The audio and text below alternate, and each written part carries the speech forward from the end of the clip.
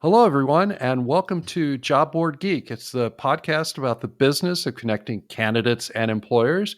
I'm Jeff Dickey-Chasins, the Job Board Doctor. I am your host. And here with me today, I have the inquisitive Steven Rothberg of College Recruiter. He's the co-host. Hey, Steven, how you doing?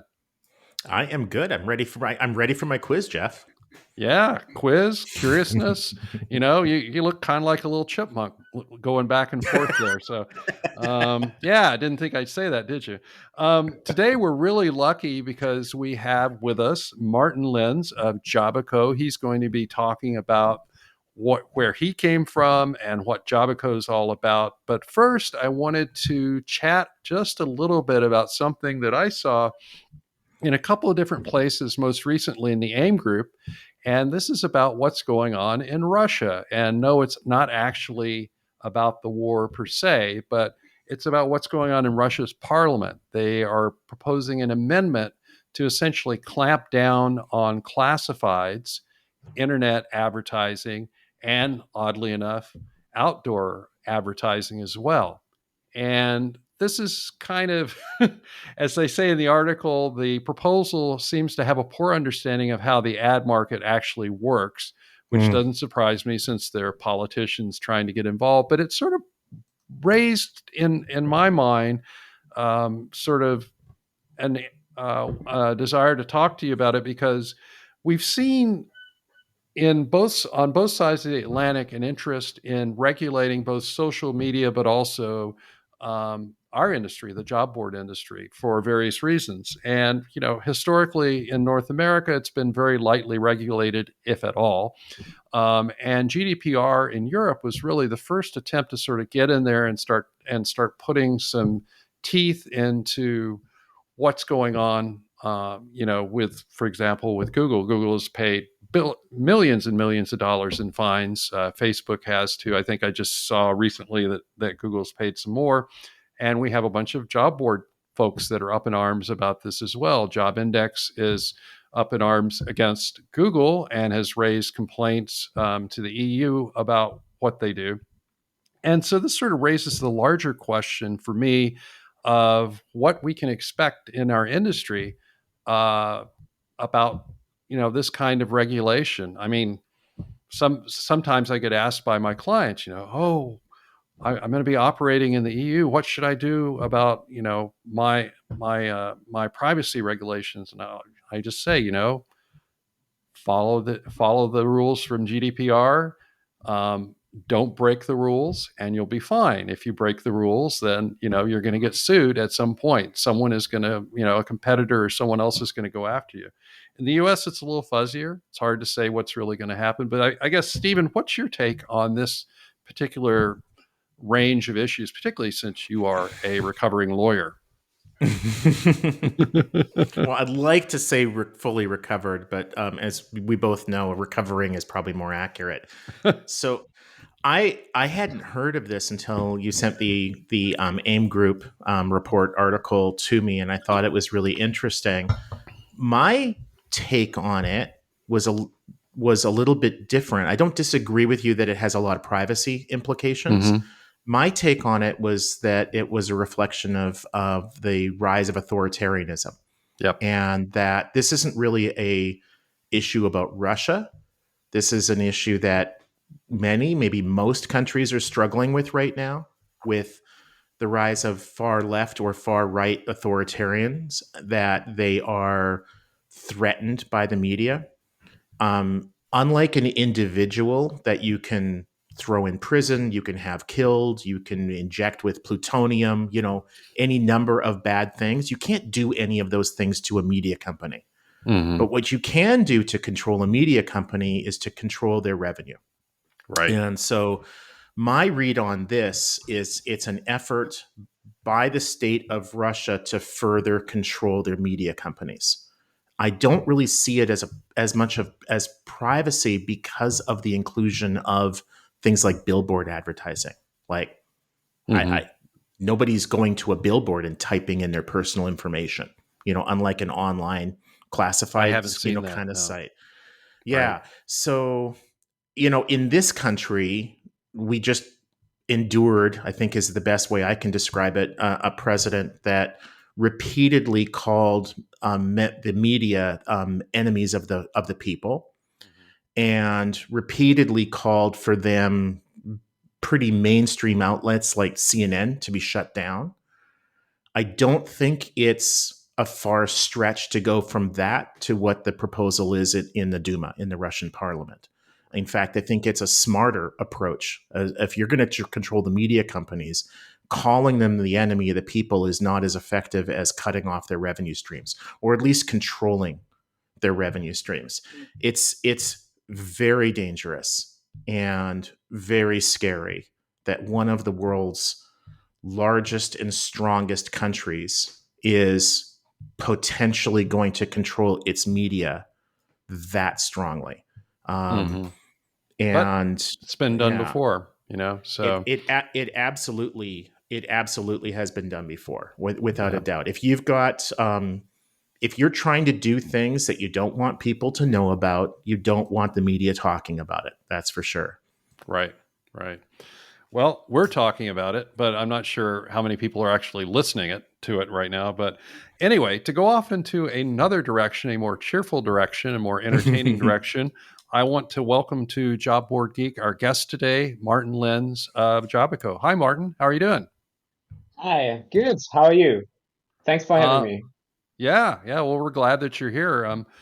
I wanted to start off by asking you how you actually got into the job board industry, because I'm pretty sure that you were not trained from birth to be someone that was going to be running a job board software company. Am I right? Yeah, but it's a long story, but I will try to keep it short.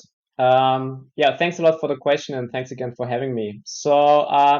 I have a computer science background, so I used to be a developer and I started working as a web developer in the early 2000s, like when there was a big excitement before the dot-com bubble, or just around the time when the dot-com bubble happened.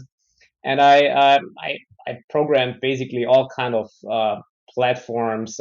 We built our own news portals and content management systems and so on. And by doing that, already in 2007, I met the founder of Jobiqo, and I worked together with him. So at that time, I was a developer, Wow. and he was actually running a job board in Central Europe. It was a graduate job board for different kind of like niches in the like for different kind of graduates and apprenticeships. And I was basically building a solution for matching and taxonomies and like semantic systems. So at that time, AI was not such a big thing as now, but we already started with building the first principles of what we now see also in our solution.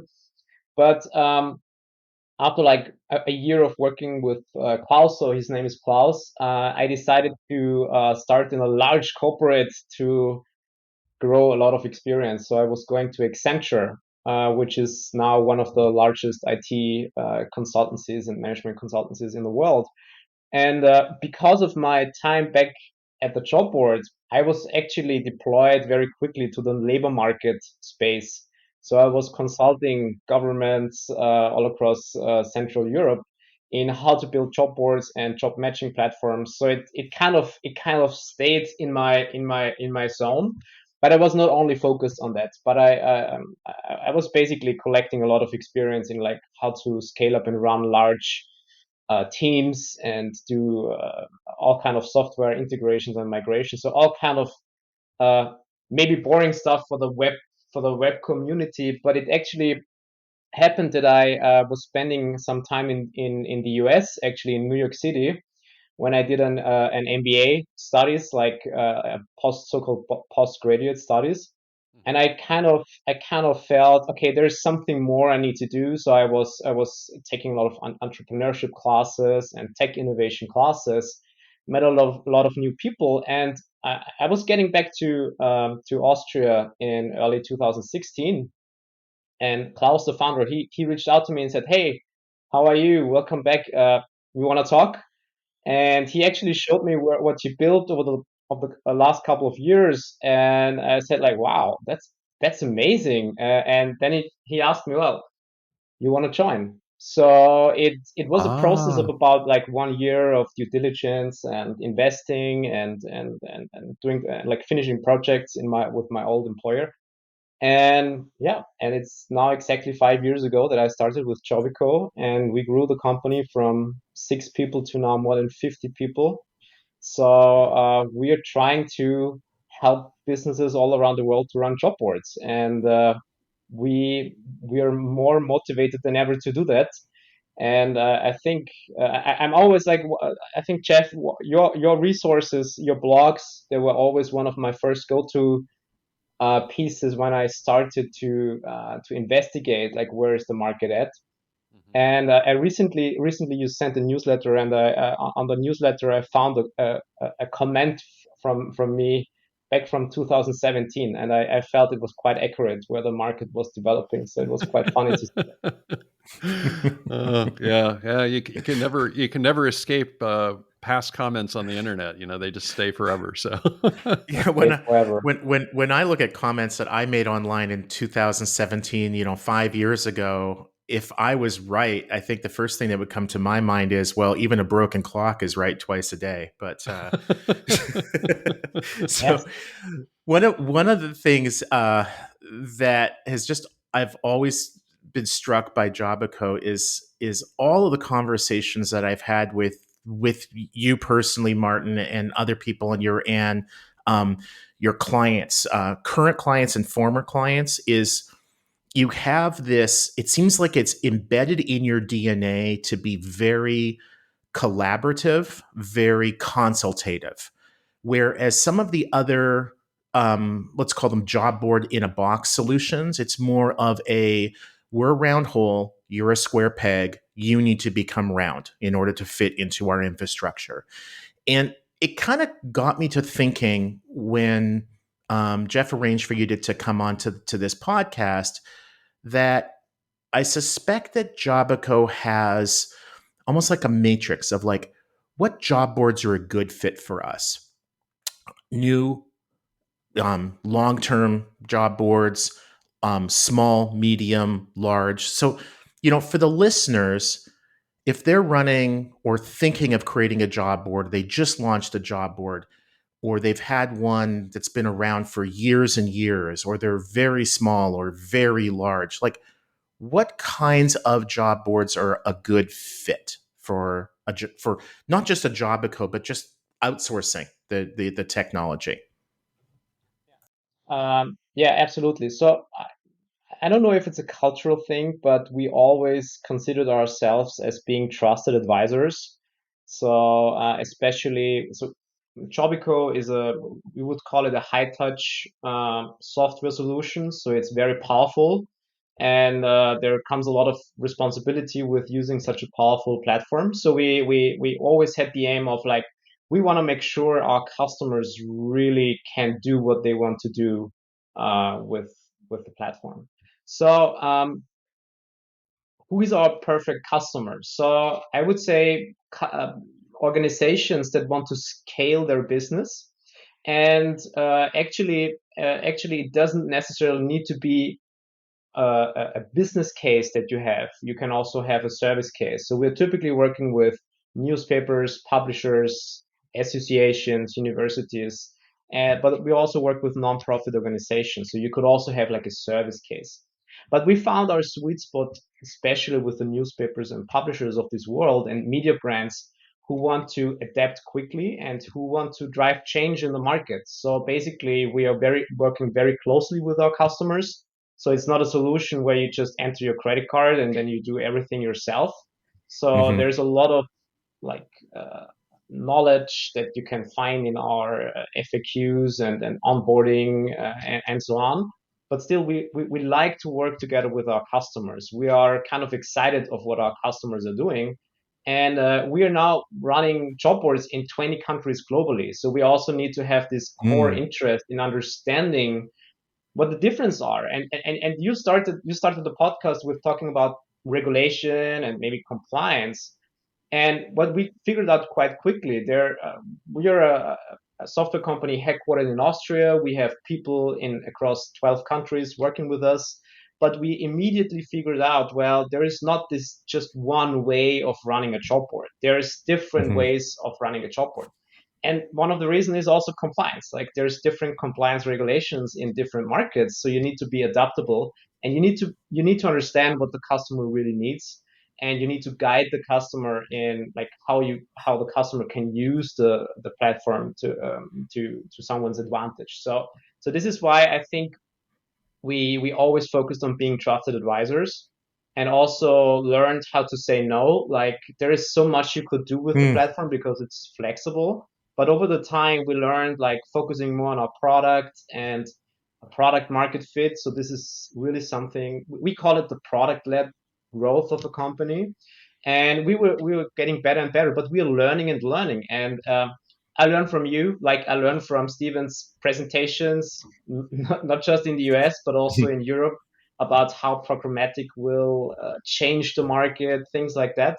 So I think as long as you always have one part of your brain on the learning and one part of your brain on like finding the right solution, because you also need to like tell the customer, well, maybe it's better like this and that, but don't stop listening. This is kind of how we were growing the company, and this is how I believe our customers value a lot. So, Awesome. Martin, I'm kind of curious. One of the things that has historically set Jobiqo apart from a lot of your competitors is the fact that you guys are open source. Can you tell me, why did you guys decide to do that, and how do you think that benefits the customers? Yeah, so basically we built on open source platforms, but the majority of our stack that we now have, we built in a proprietary way. So for example, our search and match technology, it's a proprietary solution, but it's integrated, and we used the open source platforms as an accelerator for building what we wanted to build. And it also goes back historically a little bit, because we used to be more like an agency, like a software agency. So we used to work with customers just on demand, and whatever the customer needed, we would just like build it on top of the open source stack.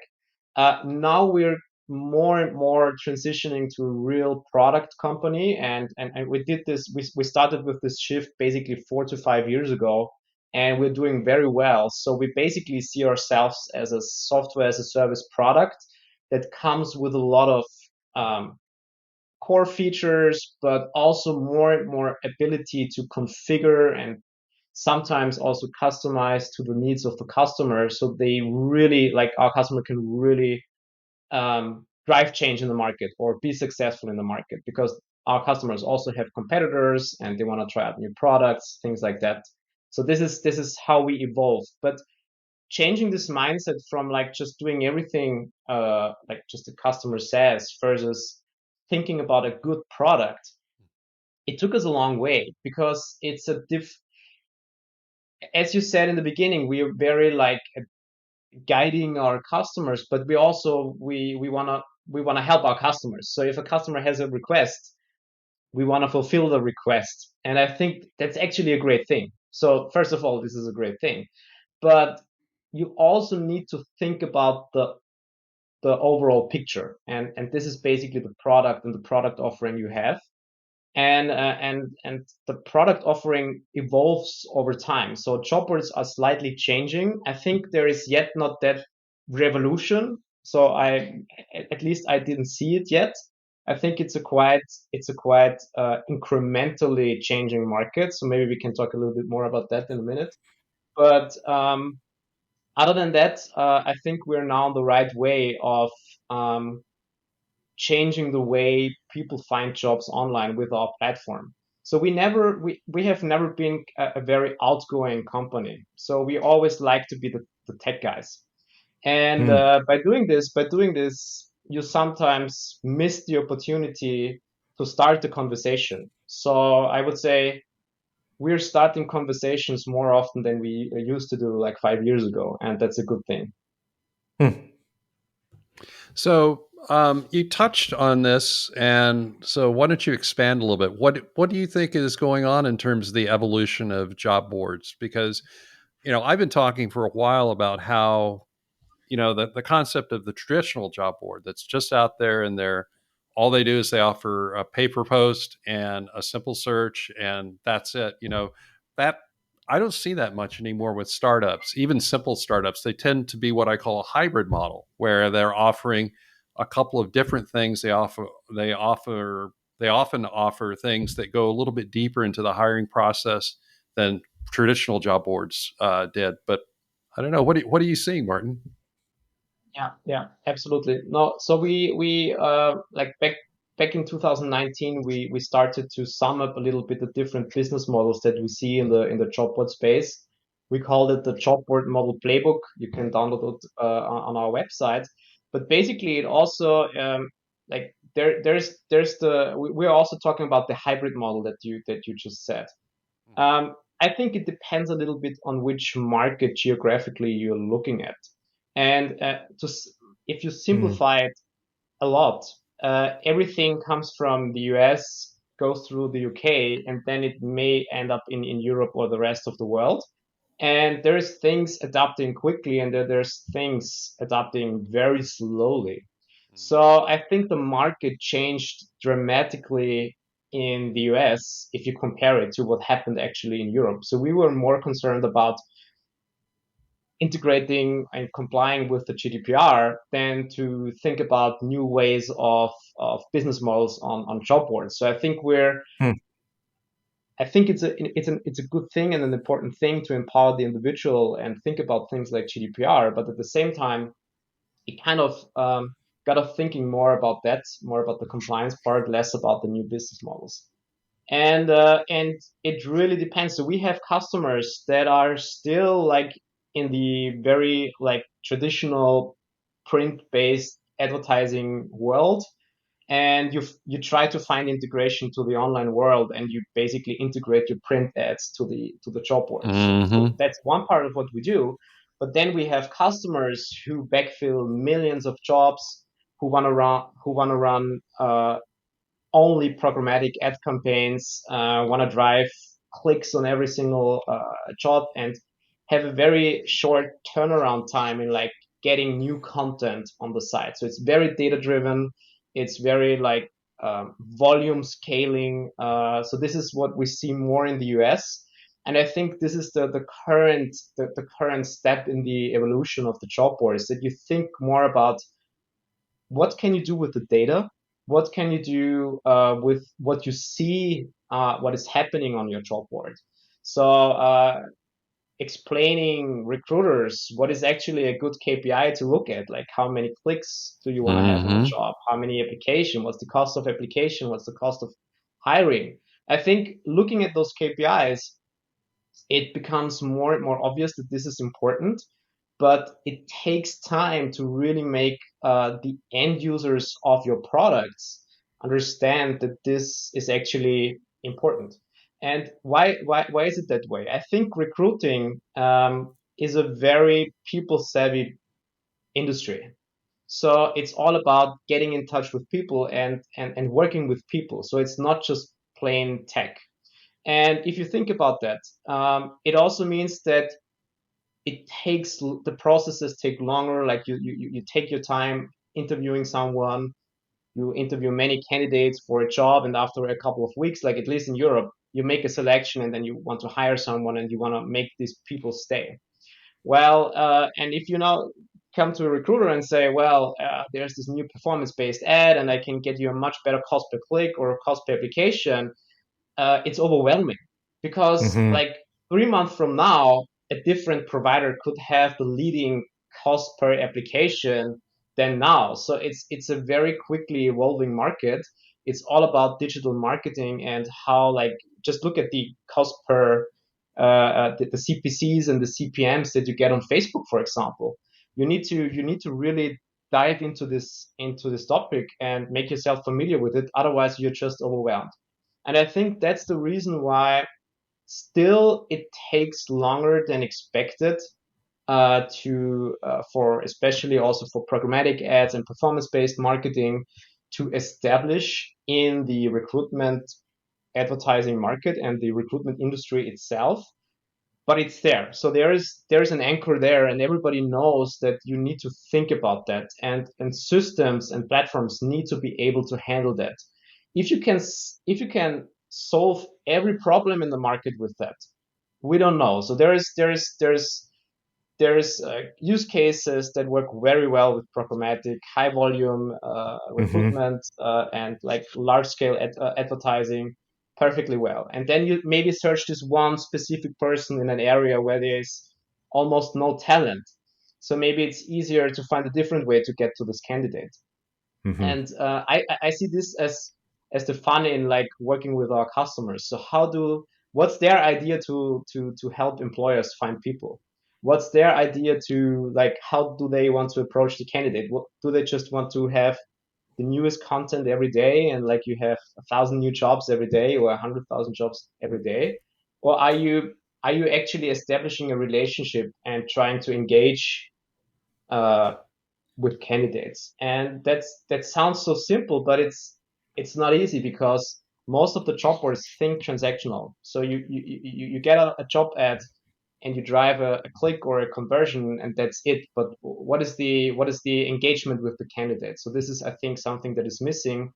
And as soon as we have this challenge solved, I think that also performance-based marketing in our space will grow much faster, because there's more trust in solutions and products like that. I think there's a big still a big fear of automation, machine learning, AI. So when I'm at like conferences talking about that, there's also like a big fear, like, will it replace all the human beings in the process? And what is if the machine is biased and things like that? So I think there is a lot of fear still from and concerns around this new tech, but it's continuously evolving. Yeah, it's been the story of all of our lives that you can worry about the tech, you can embrace the tech, but it kind of doesn't matter. The tech's just going to keep growing and expanding. But well, listen, Martin, I think that's probably a good place to leave this conversation. We're running out of time, but I really appreciate you coming on the podcast. And if any of the listeners want to get in touch with you, what's the best way for them to do that? Best way is to go on www.jobiqo.com. That's JOBIQO.com, or download our playbook on jobiqo.com/playbook. And people can always reach out to me on LinkedIn. I'm very responsive on LinkedIn, kind of a LinkedIn addict. So type in Martin Lenz on LinkedIn and Jobiqo, you will find me and can connect with me. So I'm happy to connect with each and everyone who wants to have a conversation.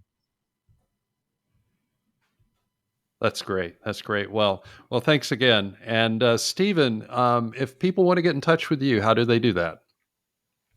You can just shoot me an email, steven@collegerecruiter.com. And Martin, I want to really thank you for bringing the conversation at the end back to the human, because whether it's duration based, whether it's resume or CV searching, whether it's programmatic, whatever it is, at the end of the day, this is a business about helping people find great new jobs. And if it's hard as a job board operator to remember that at times, but the more you remember that, the better your business will be. Yes. Words of wisdom from Steven Rothberg. I said he was inquisitive, but I believe he's gotten philosophical at the end of this show. So anyway, that's it for this episode of Job Board Geek. Be sure to subscribe via LinkedIn or via LinkedIn. What am I saying? Via RSS feed or Apple or Spotify or whatever. And again, my name is Jeff Dickey-Chasins. I'm the Job Board Doctor, and I'm glad that you've been listening to the only podcast that focuses on the business of connecting candidates and employers. That's it for today. We'll see you again next time.